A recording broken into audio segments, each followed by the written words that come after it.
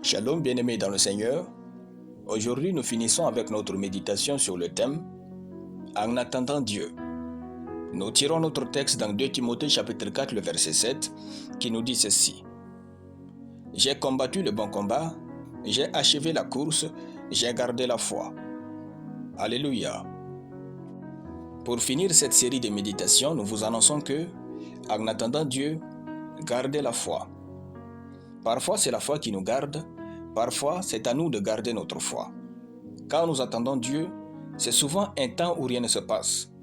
Là, il faut veiller sur sa foi et la garder vivante.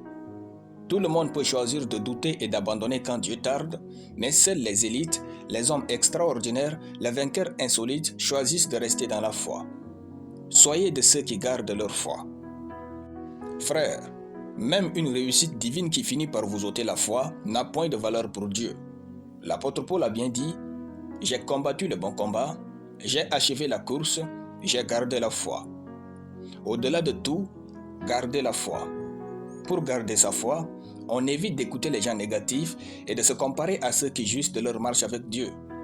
La foi est un voyage, certains ont commencé ce voyage avant vous. Ainsi, ne vous comparez jamais à eux. Vous ne connaissez pas leur sacrifice pour Dieu. Pour garder sa foi, on ne considère pas sa situation actuelle, on contemple son futur divin et on vit dans la parole tout en adorant Dieu.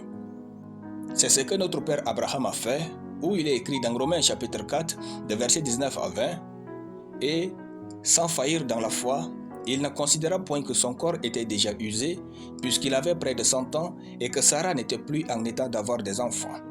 Il ne douta point, par incrédulité, au sujet de la promesse de Dieu, mais il fut fortifié par la foi, donnant gloire à Dieu. Alléluia. Gardez la foi, elle est d'un prix inestimable pour vous. Votre foi empêche la mort précoce de vous toucher pendant que vous attendez Dieu. Votre foi garde la saveur des choses divines qui vous arriveront. Quand il est certain que rien ne se produira, quelque chose va arriver à cause de votre foi. Gardez votre foi en vie. Transcendez votre environnement et voyez que Dieu est en chemin vers vous et qu'il ne sera jamais en retard. Gardez la foi. Alléluia. Nous allons prier. Merci Père d'amour et tout-puissant pour ta parole dans mon cœur. Je déclare que je garde ma foi en Dieu, car Dieu ne joue jamais et n'a jamais été en retard dans une vie. Au nom de Jésus, Amen.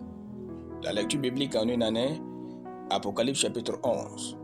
Soyez bénis, c'était le pain du ciel.